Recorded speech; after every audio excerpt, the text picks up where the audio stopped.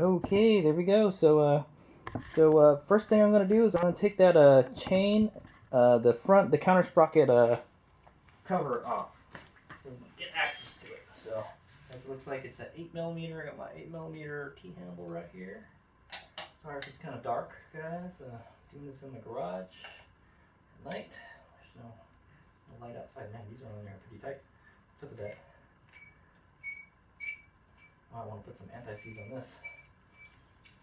Yeah, that definitely did not want to come out so happy. Yeah, there's some white stuff all over this. Not good. It's like mold, I think, is what that is. It's kind of hard to see, but yeah, that's not good. So I gotta remember. I don't think I've ever changed the counter sprocket on this. That's one of the reasons I was gonna change it. I think it's worn out. Yeah, it's a little worn out. I can see it right now. All right. You can see that bottom one. That bottom one wasn't so hard to get out. The bottom one was hard to get out. Never mind. Excuse me. But the top one wasn't. So I gotta make sure not to lose all this stuff. There's a spacer here. Oh, maybe there was a spacer on the other one too. Nope. Okay, so this one has a spacer here like that. So it's an interesting little unit. This chain guard. It's not very big for one thing, and I can tell I haven't been lubing it that much because there's not a lot of grease and stuff on it. This is one of the most greaseless counter sprocket covers I've ever seen. It has a little shift pattern here, 1 neutral, 2, and an arrow, up and down arrow to 5, and it's got little holes in it. It looks cool. I like it. So anyway, yeah, so it consists of this plastic part, the 2 bolts, and there's kind of like a metal frame to it right here, and then and it's got a spacer here. So I remember that's the order it was. If I forget, I'm gonna watch this video again. That's why it's a good idea to make videos. So I'm gonna go up. I dropped it again. This is very easy to lose. All right, I'm gonna put that somewhere safe. Oh, I dropped it again. It is so easy to lose.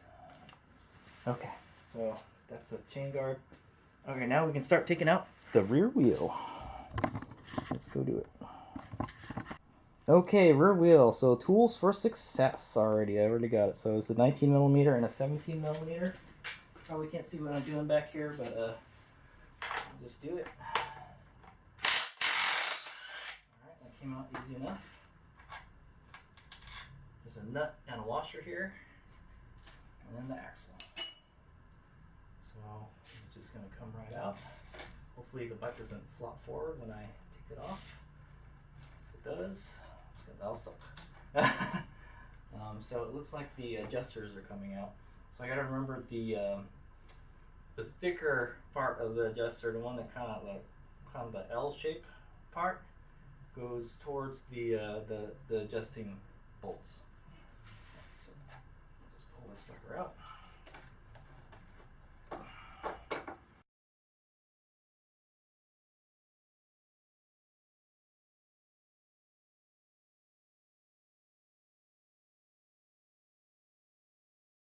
Yeah.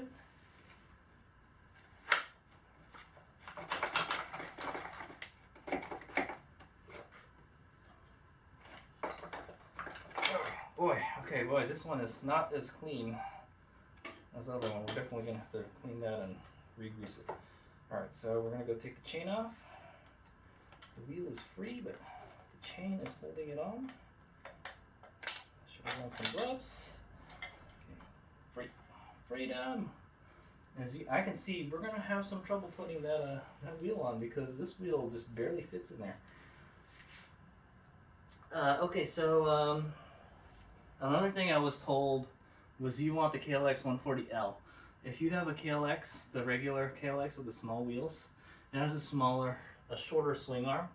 So this Supermoto dealie won't work on it. You would have to get a swing arm from L, or just get an L, you know. So you want this on an L, or probably the G. You can probably do this on the G also. All right. So let's go put this aside. We'll go weigh them real quick. We'll compare and weigh them. All right, I've zoomed way in there so you can see what the dealio is. So I got my Harbor Freight snap ring plier kit here, and we'll get on it. So here I got this out of the kit. This is the kit in question. It's a big snap ring plier kit. I know you probably don't need this many snap ring pliers. There's ones that you can change tips and stuff, but so here it is. The way it's set up right now is wrong. So what we need to do is change the N, or change this guy, move it over here. There we go. So now it spreads the snap ring. So there's a snap ring here, right here, and I'm using the smallest one, 1.2 millimeter tip is what it is. Stick that in there. You probably want to wear glasses too, safety glasses. I'm not, so I just gotta be careful not so have it fly in my eyeball. So just get it in there. Oh, there, see? It's a sneaky one.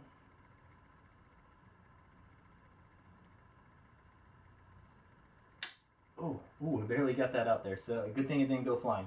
So there it is. That's the little snap ring right there. Don't lose it. And then all we have to do is pull the sprocket out, I think. Let's very carefully take it out. Oh, isn't it so cute? It's such a small little sprocket. This is a 13 tooth sprocket. So as you can see, it's pretty pointy. Let's go ahead and let's go open this other one. Cut it open with a knife. There's the new one right there. Okay, we took it out this way. I don't think it mattered. That's a good question. I wonder which way it goes. I don't think it matters. I don't think it matters. It looks the same on both sides. So anyway, there's the stock sprocket, and there's a new one. It has an extra tooth on it, so it's a little bit smaller. It's good to know you can put a 13 tooth one already, I guess. And then that's the 14 tooth right there. So you can see that it's actually square. It's squared off at the end of the sprocket, whereas this is pointy. So this definitely needs to be changed. So it's a 13 tooth, so it spins faster. This one spins slower, so it should last longer too. Is a good thing. Yeah. So supposedly you should be changing the chain too, but I think the chain is okay. We'll see when we adjust it. It should be tighter now that we have put this guy on. So all we got to do is take a picture of it real quick. All right, here we go. All right, let's get this party started. I don't think there's anything else we need to do. It's just kind of like inspect it, you know. There's this little wire coming out here. That looks okay. The little shaft looks okay. Everything looks good. So let's go put it in. I'm gonna put it with the little sun logo facing out, so you can tell it's 14 tooth. This says 14 right there. This is definitely a 13, I think. Let's count it. 1, 2, 3, 4, 5, 6, 7, 8, 9, 10, 11, 12, 13. Bam! So that's a 13 and that's 14 right there.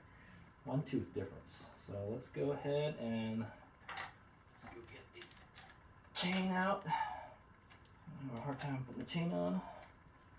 You guys can see what's going on. Should just slip right in if I bought the right one.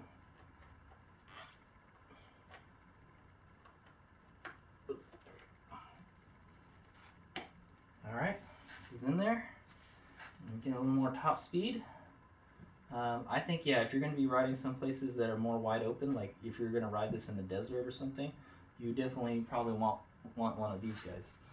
But if you're going to do more technical riding, you probably want to use the 13 tooth one. And yeah, you could probably change the one on the KLX140 also. Ooh.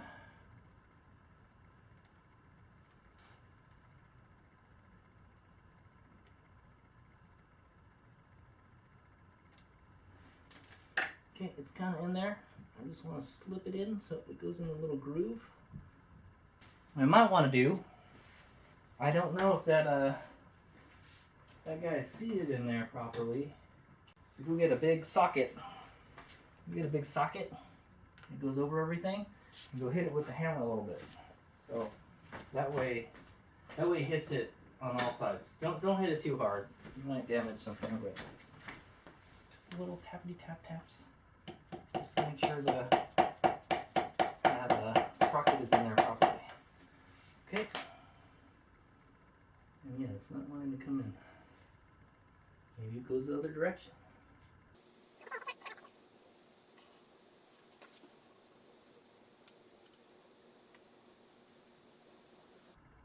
Anyway, you get the picture. Just put the snap ring back on. Just try to get it in there, and just make sure it gets on there. I'll shoot another video when we get it on there. It's a little challenging. Let's see. Okay, I think I got it in. So what I had to do was get a flathead screwdriver and just kind of hit the snap ring so it would seat, and I saw it start moving. I think it's in there. You definitely want to make sure it's in there, in the little groove. Just go hit it all around to make sure you got it in all the way.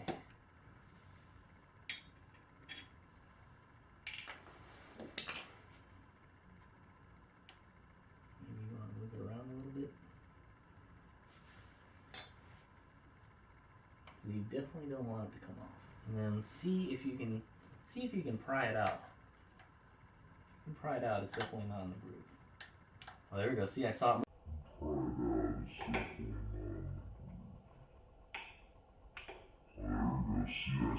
move a little bit. So actually, I think I moved it too much. So there we go. I'm pretty sure we got it in there.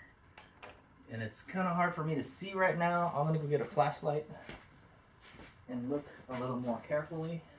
It's a teeny tiny little countershaft. Teeny tiny little countershaft. So, you know, so just do whatever you can to get it back in the groove. It's really hard to tell if it's in the groove. But I think that's, so yeah. So if you're having trouble, just kind of tap on it a bit to make sure it's seated in the groove.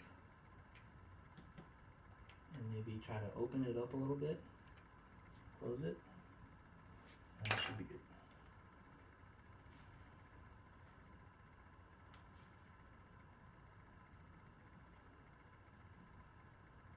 Yeah. So I think it should move. The snap ring should move. See how I can? Oh, okay, it's not moving. The snap ring will actually move in the groove. If it's not, it probably won't move. So I think it's fine. I will just give it a good tug. Make sure that counter sprocket don't come off. I seriously doubt it would come off even if the snap ring came off. Yeah, it's definitely in there.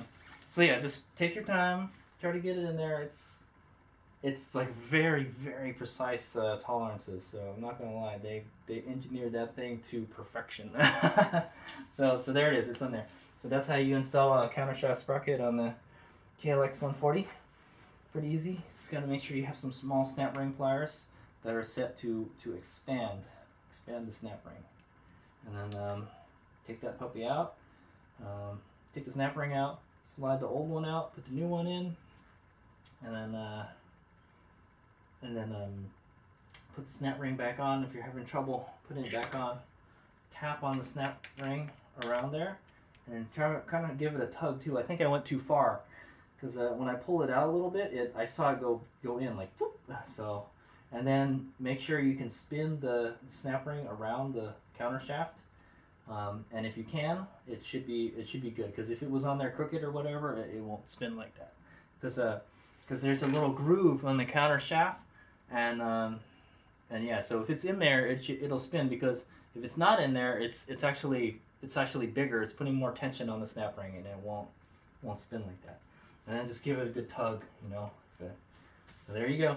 So what we did is we installed a 13-tooth. We replaced the 13-tooth counter sprocket with a 14-tooth counter sprocket. All right, so that's how you install a KLX. So the last part to do is to put the Countershaft Sprocket cover back on. And if you remember correctly, the one of the bolts was hard to get out. I'm gonna go put some anti-seize on these bolts real quick. So this one had some stuff like mold or rust on it. I'm gonna go.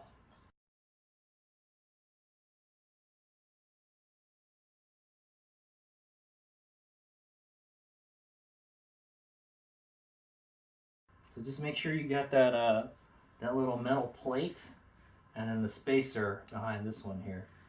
And then you should be good to go.